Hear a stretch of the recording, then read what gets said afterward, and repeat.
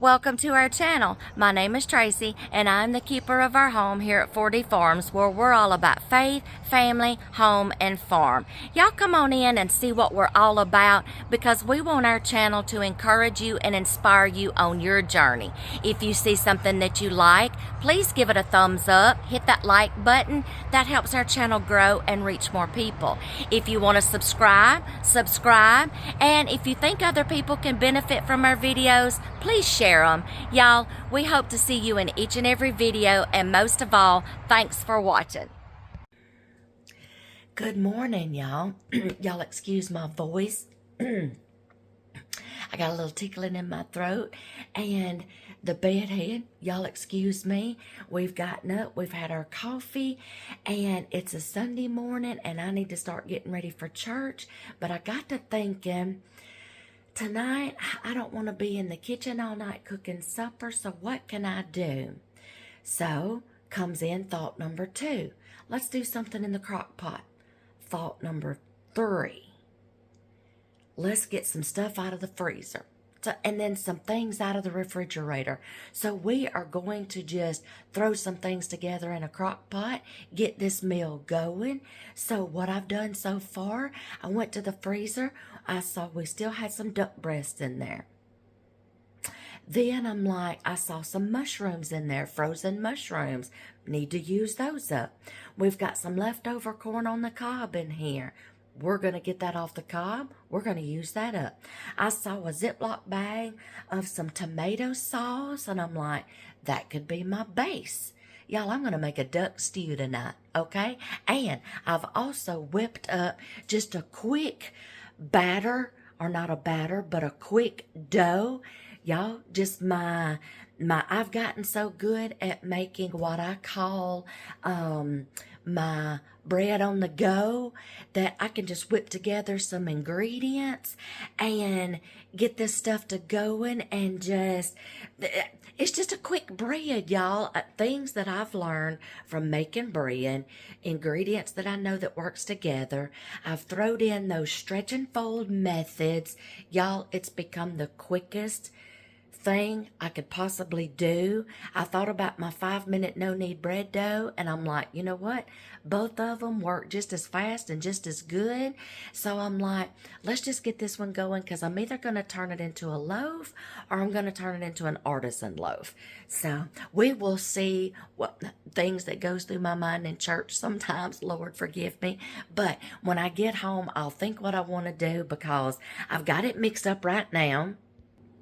Y'all, I just used some hard white wheat berries that was freshly milled into flour.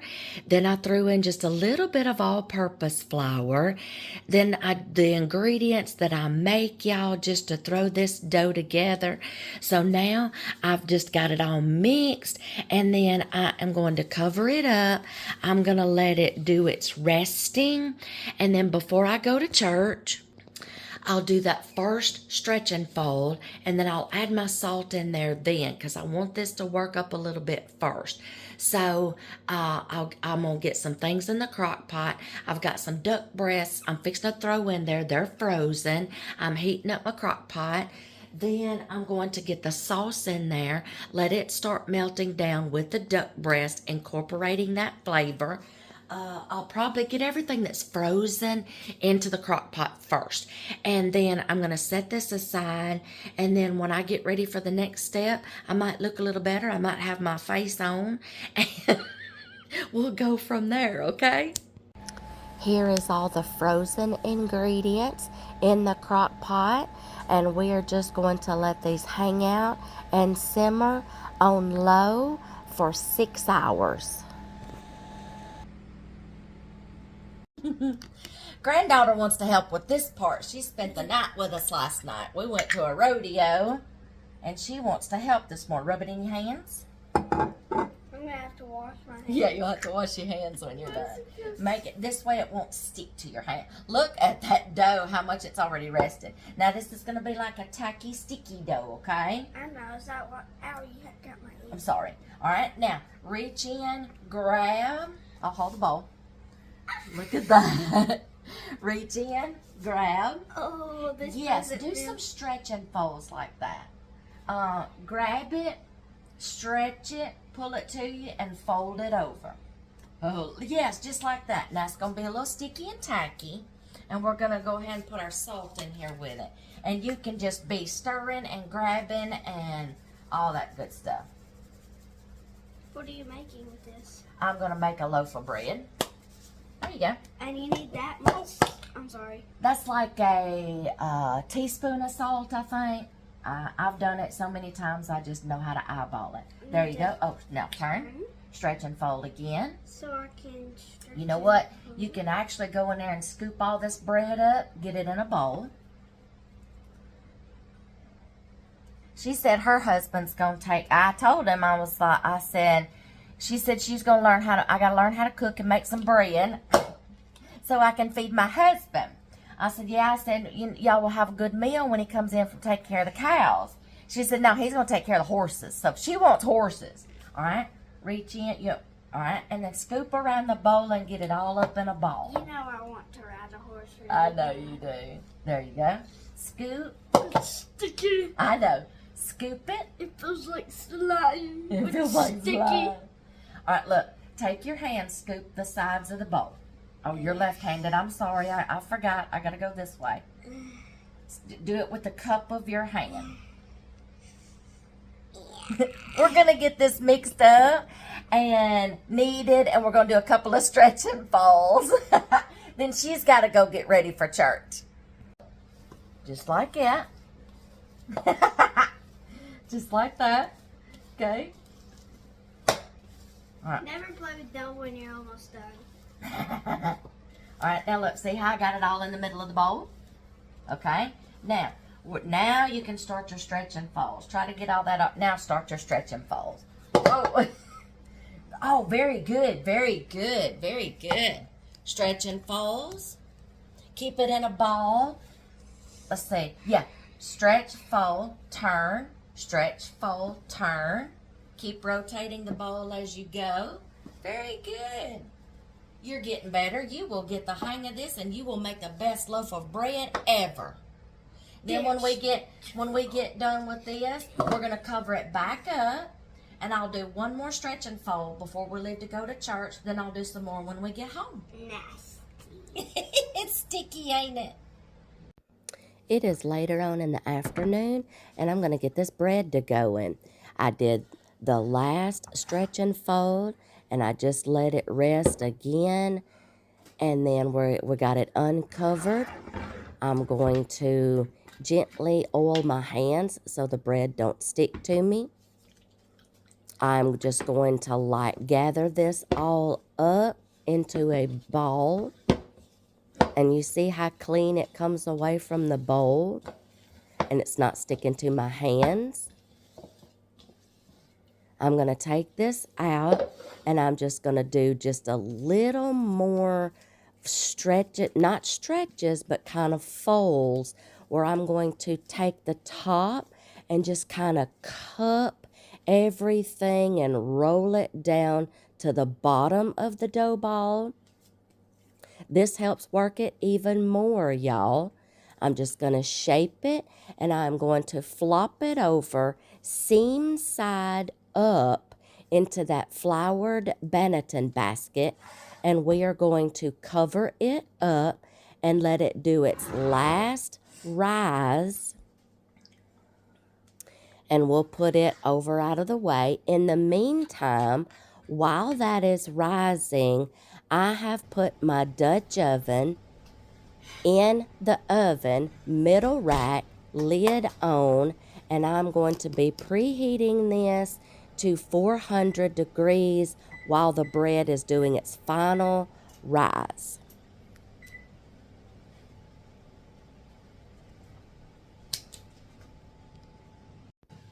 Now we're going to get the rest of this stew going.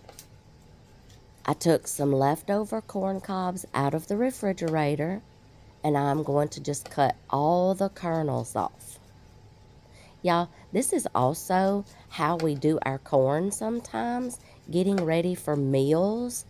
We always just put our corn up into cobs in vacuum seal bags and put them in the freezer.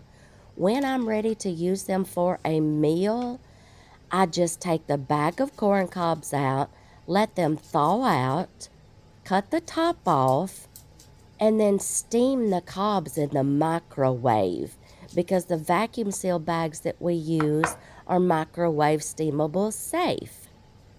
And that's the quickest way we do our corn. So then I'm going to put these kernels into the crock pot. And y'all, don't let your leftover corn cobs go to waste. Find some way to repurpose them. I opened up a jar of our dry, packed, canned potatoes and put in there.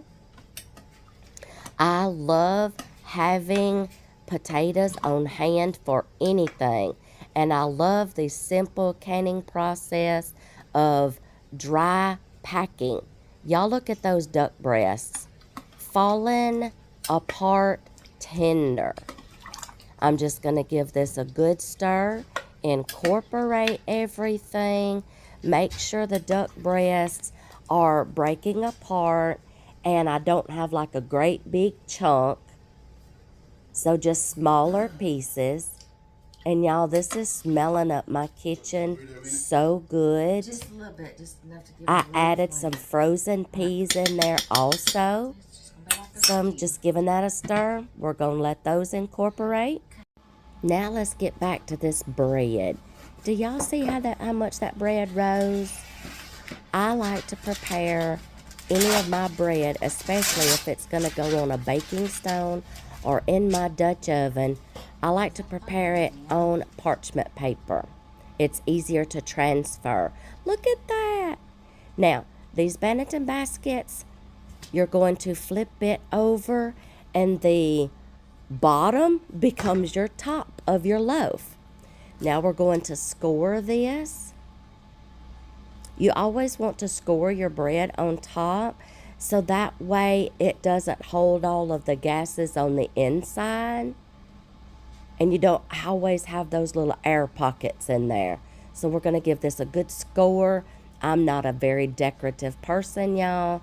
I just try to do my best. Hopefully, and I always hope that I don't cut myself with that little razor blade.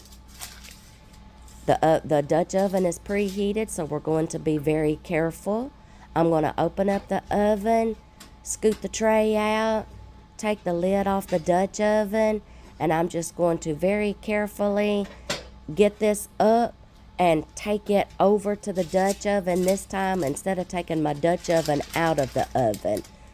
And we're going to very carefully place it inside the Dutch oven, praying again I don't burn myself. I have done that before, y'all.